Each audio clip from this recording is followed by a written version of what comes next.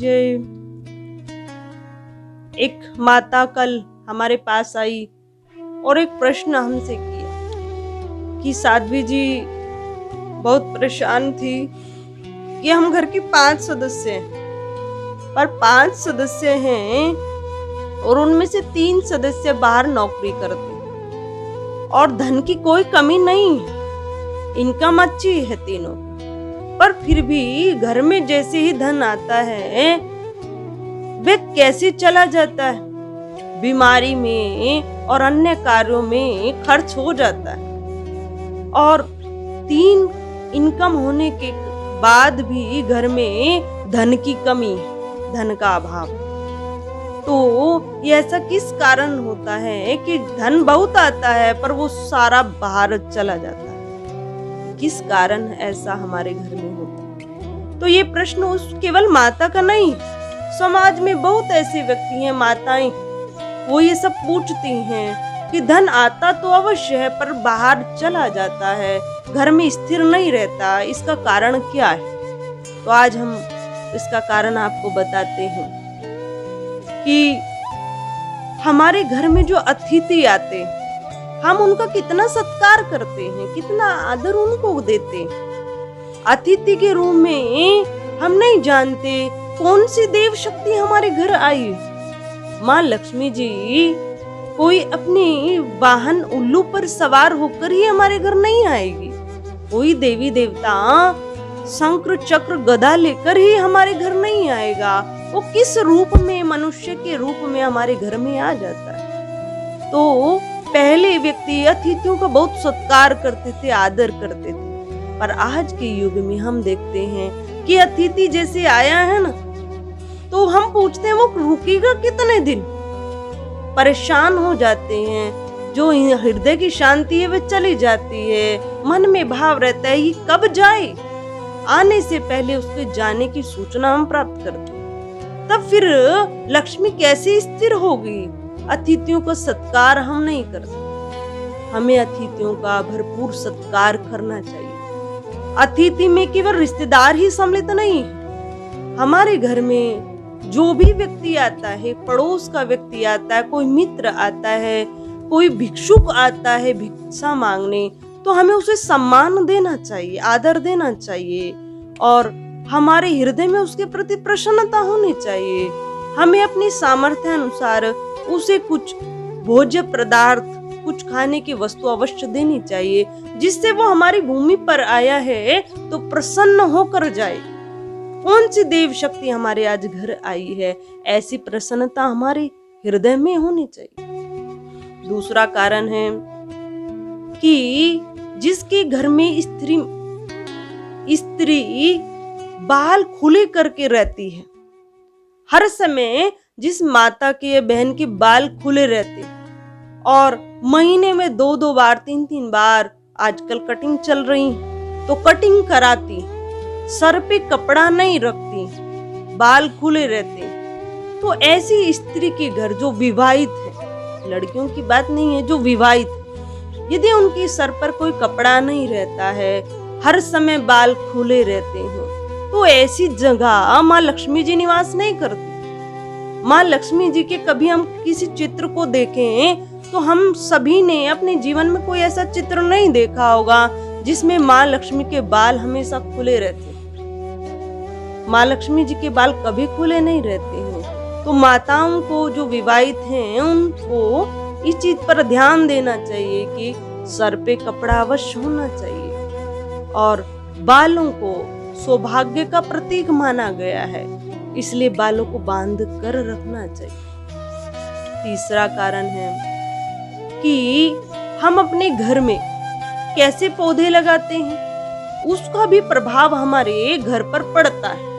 यदि हम कटीले पौधे लगाते हैं, नाग फनी एक पौधा है, अन्य कटीले वृक्ष हैं, यदि हम सजावट की दृष्टि से भी उनको लगाते हैं तो वो नकारात्मक प्रभाव हमारे घर पर डालते। तो कोई भी कांटेदार वृक्ष, कटीले वृक्ष हम अपने घर पर न लगाएं। हम अपने घर पर तुलसी जी का पौधा अवश्य लगाएं। तुलसी जी के पौधा जिस घर में होता है, हरा भरा सुंदर होता है, वहां लक्ष्मी जी का स्थायी निवास। तो तुलसी जी के पौधे को उत्तर मुख में रखते हुए तुलसी जी का हम पौधा लगाएं और उसमें जैसे हम जल डालें, तो इस चीज का हम विशेष ध्यान रखें कि तुलसी जी के पौधे में हम उतना ही जल दें जितना पर्याप्त हो। यदि उस गमले से, यदि उस जगह से वह जो जल हम तुलसी जी में देते हैं वो रिसकर बाहर आ जाता है, बाहर आता है, तो समझ लेना कि लक्ष्मी जी की कृपा तो है परंतु वो सब बाहर जा रही है। तो हम इस चीज का विशेष ध्यान रखें, तुलसी जी में उतना ही जल दें जितना तुलसी जी को आवश्यकता है। और तुलसी जी के पौधे पर जैसे बीज आते, तो जब तक वे बीज हरे हैं, हमें दिखाई पड़े अभी हरे हैं, तो धीरे धीरे वो सुनहरे हो जाते हैं, पक जाते हैं। तो पक जाने के पश्चात हमें उन बीजों को हटा देना चाहिए, नाखूनों से नहीं। उसको डंडी सूख जाती है तो ऐसे तोड़कर अलग कर देनी चाहिए और ऐसी जगह पर उन बीजों को डालना चाहिए जहाँ किसी के पैर नहीं जाते हैं, जो हाँ आना जाना नहीं होता है, ऐसी जगह पर उन बीजों को डालना चाहिए। और संध्या के समय तुलसी जी के समीप देसी गाय का घी यदि मिल जाए तो उससे, या फिर शुद्ध तिलों के तेल से तुलसी जी के समीप हमें एक दीपक अवश्य जलाना चाहिए। जैसे हम दीपक जगाते हैं तो माँ लक्ष्मी जी की जो सोई हुई शक्तियां हैं उनको हम जगा देते हैं और ये प्रार्थना भी अवश्य करें कि आपका स्थायी निवास हमारे घर में बना रहे। तो इस निमित्त महालक्ष्मी जी की प्रसन्नता निमित्त, उनकी शक्तियों को जागृत निमित्त हमें एक दीपक तुलसी जी के समीप अवश्य लगाना चाहिए और वो दीपक आधा घंटे तक अवश्य ही जलना चाहिए। ऐसा यदि हम करते हैं तो लक्ष्मी जी का जो प्रभाव है, पूर्ण प्रभाव है, वो हमारे घर में अवश्य आता है। चलायमान जो लक्ष्मी जी रहती हैं वो स्थिर हो जाती हैं, घर में धन की वर्षा होती है, अपार धन की प्राप्ति हमें होती है। अब बताया है, इसके पश्चात आया है कि यदि मनी प्लांट का पौधा हमें किसी ऐसी जगह से मिले जो जगह बहुत सुंदर हो, जो जगह डेवलप हो रही हो, वहां से हम मनी प्लांट की कोई कली या कुछ मनी प्लांट का पौधे को हम वहां से लेकर आए, जहां जो स्थान पहले से ही डेवलप हो, तो वहां से हम मनी प्लांट के पौधे को लेकर आए और अपने घर में उत्तर दिशा की तरफ उसको लगाएं और उस पर हम विशेष ध्यान दें कि वह पौधा ऊपर की साइड बढ़ना चाहिए। मनी प्लांट की जो बेल है वो नीचे नहीं आनी चाहिए, उसकी जो बेल है वो ऊपर की साइड बढ़नी चाहिए। हमें कुछ ऐसी रस्सी या अन्य साधन अपनाना चाहिए जिससे वो ऊपर की ओर बढ़े।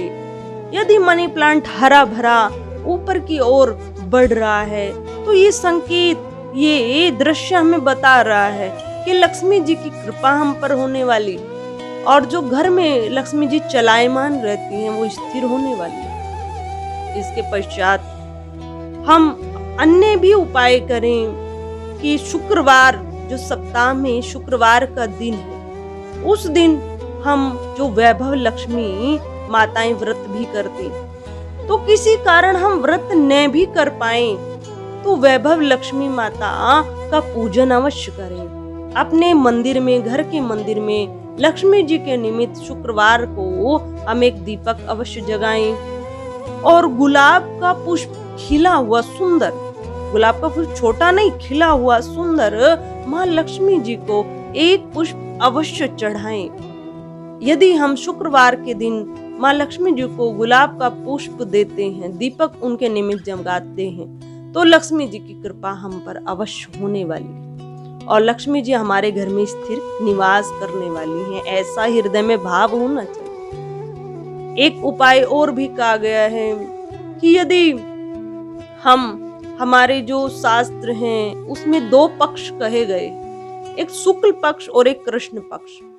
यदि हम शुक्ल पक्ष में जो पूर्णिमा आती, कृष्ण पक्ष में अमावस्या आती, यदि हम पूर्णिमा की अष्टमी तिथि को, शुक्ल पक्ष की अष्टमी तिथि को 9 कन्याओं को माँ लक्ष्मी जी का रूप मानकर, कन्याएं नहीं समझना है, लड़की नहीं समझना है। 9 कन्याओं को माँ लक्ष्मी जी का ही रूप मानकर उनको श्रद्धा पूर्वक भोजन कराते हैं, उनको तिलक लगाते हैं, उनका पूजन करते हैं, उनको भोजन कराते हैं। तो माँ लक्ष्मी जी जिस घर में ये उपाय होते हैं वहां लक्ष्मी जी स्थायी निवास करने लग जाती है। और जैसे कन्याओं को हम लक्ष्मी जी का रूप मानकर भोजन कराते हैं, तो हमने तो एक बार भोजन कराया है, तो माँ लक्ष्मी जी उसका कितना गुना फल हमें देती है वो शास्त्र बताते हैं। कई गुना लाभ उसका हमें मिलता है। माँ लक्ष्मी जी कितना प्रसन्न हो जाती हैं। माँ लक्ष्मी जी कहती हैं जो मेरा पूजन करता है, घर में पवित्रता रखता है, तुलसी जी को के पौधे को लगाता है, मैं उस स्थान पर सदा निवास करती हूँ। तो यदि हम इन उपायों को अपनाते हैं तो जैसे उस माता ने कहा कि घर के 3 सदस्य कार्य करते हैं, इनकम अच्छी है पर घर में धन की कमी, तो ये समस्या जीवन से दूर हो जाती है, खुशहाली जीवन में आती है। माँ लक्ष्मी जी अपार कृपा करती। जीवन में आई समस्या से निपटने हेतु व घर में सुख शांति हेतु आप भी परम पूज्य साध्वी जी से अपना प्रश्न कमेंट बॉक्स में लिखकर पूछ सकते हैं। पूज्य साध्वी जी के प्रवचन प्राप्त करने हेतु दिव्यवाणी चैनल को सब्सक्राइब करें, वीडियो को लाइक करें और शेयर करें और चैनल को सब्सक्राइब करना न भूलें।